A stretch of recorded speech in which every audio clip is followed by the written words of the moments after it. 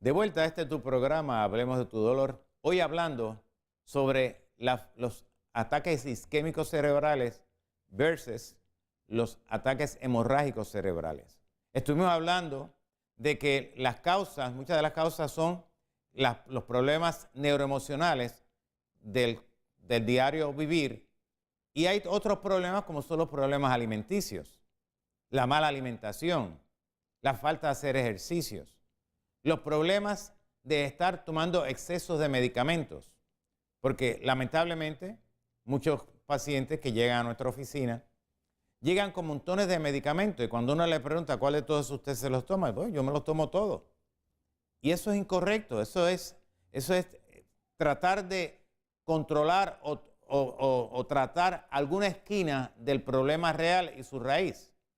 Estuvimos hablando sobre que el cerebro que produce la corriente, cuando sale, si venimos a la gráfica, cuando sale la corriente, al encontrarse una tensión emocional en esta área, rebota, creando entonces una sobrecarga eléctrica, y esa sobrecarga eléctrica tiende entonces a crear una serie de signos y síntomas que nos hablan de que hay un problema a nivel vascular cerebral que puede terminar en una isquemia y desarrollar problemas neurológicos o neurofisiológicos.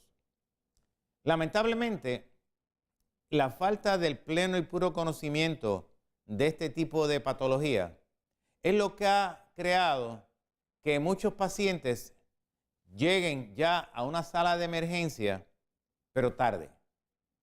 Cuando estas cosas ocurren dentro de la literatura internacional, ha dicho que nosotros tenemos una ventana de 8 horas. ¿Qué es una ventana de 8 horas? Cuando ocurre un estado isquémico, la primera hora es extremadamente importante. ¿Por qué? Porque dentro de esa primera hora, si la llevan a una sala de emergencia o de urgencias, el facultativo, el médico que está atendiendo la sala, puede inmediatamente comenzar un tratamiento y evitar que hayan secuelas. Si pasan 2 horas, ya la cosa va provocando un poco más de lentitud en la parte vascular cerebral, porque el cerebro comienza a hincharse por el mismo estado inflamatorio. Ese estado inflamatorio, dependiendo de la localidad, va a crear unas deficiencias neurológicas o neurofisiológicas. Por ejemplo, la persona puede darse cuenta de que de momento como que siente un adormecimiento en la cara y puede decir, no, lo que me está pasando es que me está dando una parálisis facial. Cuidado. El Bell's palsy o la parálisis facial puede tener una raíz a nivel vascular de la cual hay que tener mucho cuidado. ¿Por qué? Porque la parte neurofisiológica, si venimos a esta gráfica, vemos que esta serie de nervios que están aquí, que van hacia la cara, si venimos a la otra gráfica lo vemos más claro, esta serie de nervios dependen de la parte vascular para que de esta forma haya una buena circulación sanguínea a nivel de la cara. Pero cuando hay una lesión, volvemos a la gráfica acá, cuando hay una lesión que provoca que se bloquee ese nervio a nivel de esa raíz, va a haber un problema vascular y esto va a crear entonces que el ciclo neurológico se detenga.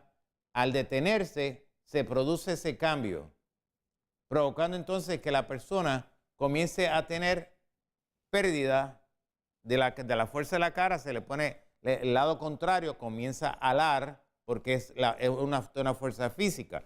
Nosotros tenemos fuerzas que van hacia atrás para mantener un balance, pero si este lado de la cara llegara a perder la fuerza, el otro lado que tiene fuerza la va a virar. Por eso es que ustedes ven que a la persona se le vira la cara.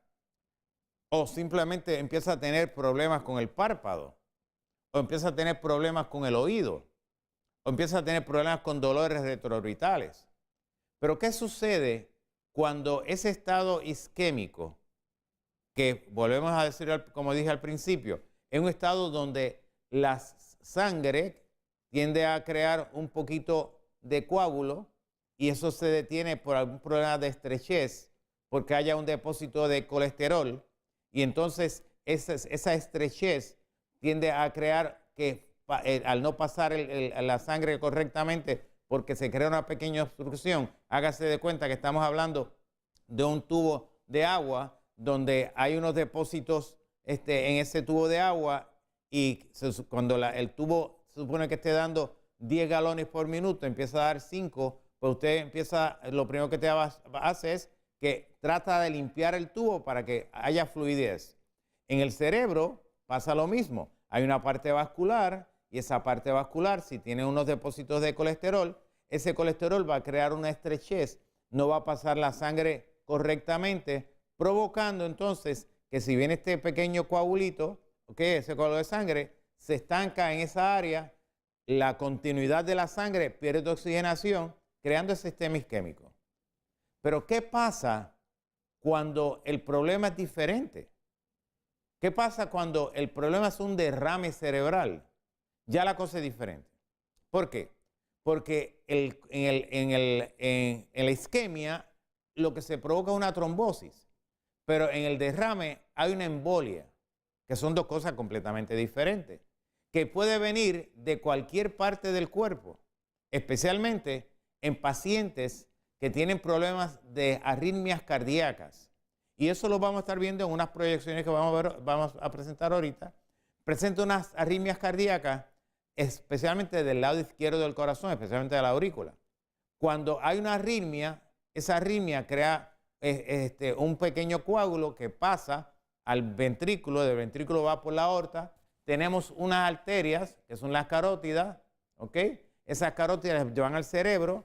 Una de ellas puede pasar un coágulo, ese coágulo se va arriba, se deposita, como es más grande que el paso que hay en esa tubería, para que me puedan entender, de sangre, se rompe. Y cuando se rompe, crea un sangrado intracraneal, provocando entonces que la persona, ese cerebro, comience a acumular sangre, porque el cerebro está cubierto con una telilla, con la meninge, y el cerebro flota, ¿okay? Para que me pueda entender, flota, pero entonces empieza a acumular sangre, esa sangre comienza a crear presión. Hágase de cuenta que usted coge una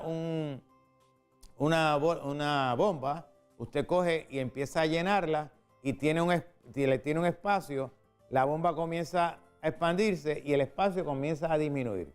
Pues en el cerebro pasa exactamente lo mismo.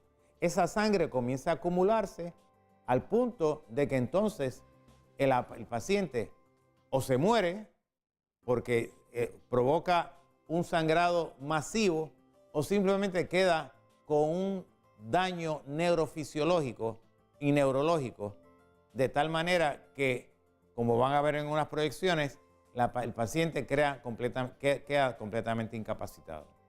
Pero volviendo entonces a la parte isquémica, en la parte isquémica, que se crea un pequeño daño, la persona puede desarrollar un problema en un lado del cerebro, pero la manifestación va a ser en el otro lado. Si venimos aquí a esta gráfica, si la lesión ocurre en este lado del cerebro, vamos a ver que la manifestación neurofisiológica y neurológica va a ser del lado contrario. Pero vamos a una pausa y regresamos con este interesante tema.